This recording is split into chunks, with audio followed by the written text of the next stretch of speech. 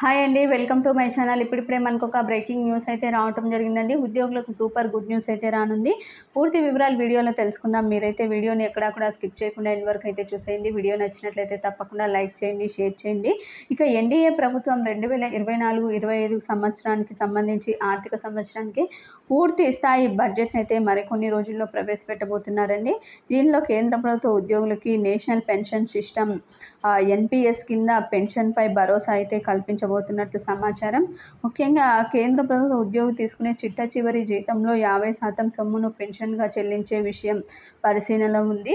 Finance secretary TV Somnath నేతృత్వంలో ఏర్పాటైనటువంటి committee పలు విధానాలు ఏపీ ప్రభుత్వ ఉద్యోగులకు చేసినటువంటి సర్దుబాట్లను కూడా పరిశీలించిందండి. చిట్ట చివరి జీవితంలో 50% సొమ్మును పెన్షన్గా చెల్లిస్తామని హామీ ఇవ్వటంపై ఏకాభిప్రాయం అయితే వస్తుంది. ముఖ్యంగా దీనికి సంబంధించి అయితే బడ్జెట్లో ప్రతిపాదించబోతున్నారండి. ఇది నిజంగా ఉద్యోగులకి గుడ్ న్యూస్గా అయితే చెప్పుకోవచ్చు. మీకు ఈ వీడియో నచ్చినట్లయితే తప్పకుండా లైక్ చేయండి, షేర్ చేయండి. Thank you for watching.